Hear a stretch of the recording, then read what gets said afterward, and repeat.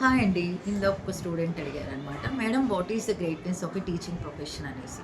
చాలా ఉన్నాయి. ఒకటైతే చెప్పగలం. చాలా ఉన్నాయి. అందులో ఒక్కటి మాత్రం షేర్ చేసుకుందాం అనుకుంటున్నాను నేను.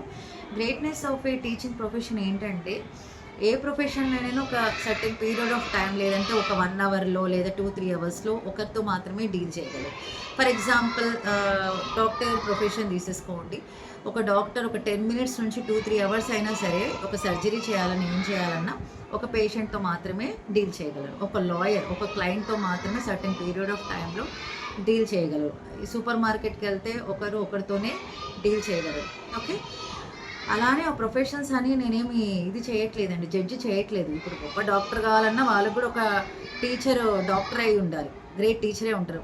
ఒక లాయర్ అవ్వాలన్నా గ్రేట్ లాయరే అయి ఉండాలి వాళ్ళ టీచింగ్ లేకుండా, టీచర్ లేకుండా ఎవరు లైఫ్‌లో ముందుకెళ్ళలేరు. సో, ఇక్కడ స్పెషల్‌గా ఒక స్కూల్ టీచర్ అయితేనేమి, ఒక ఇంటర్మీడియేట్ టీచర్ అయితేనేమి ఎవరైనానండి, ఒక టీచర్ మాత్రం ఆ సర్టెన్ పీరియడ్ ఆఫ్ టైమ్ అంటే 45 మినిట్స్‌లో 40 స్టూడెంట్స్‌ని స్టడీ చేయాలి. 40 స్టూడెంట్స్‌ని కంట్రోల్ చేయాలి మేము. ఆ 40 స్టూడెంట్స్ మైండ్ సెట్ చదవాలి. ఆ టైంలోనే 45 మినిట్స్ టైంలో 40 మినిమమ్ అండి యావరేజ్‌గా. మాక్సిమం కొన్ని స్కూల్స్‌లో 40-55 వరకు కూడా ఉంటారు. 30-55 వరకు ఉంటదండి range.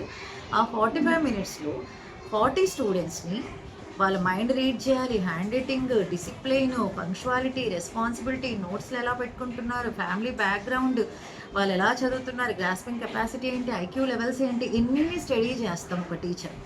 That is the power of a teacher. ఒకే టైంలో 40 మెంబర్స్‌ని కంట్రోల్ చేసే ప్రొఫెషన్ ఏమన్నా ఉందా అని అంటే మాత్రం that is the only teaching profession.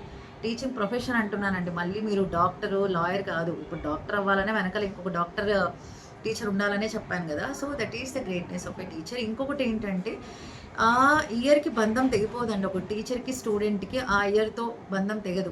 ఒక 10 ఇయర్స్, 20 ఇయర్స్ తర్వాత అయినా సరే వెళ్ళిన తర్వాత ఎప్పుడన్నా కలిసినా, మాట్లాడినా "నువ్వు 24 బ్యాచ్ స్టూడెంట్ కదా! అప్పుడు ఇలా ఉన్నావు. నేనప్పుడు నీ గురించి అలా అనుకున్నాను. ఇప్పుడు లైఫ్‌లో బాగా సెటిల్ అయినావా? వెల్ సెటిల్డా?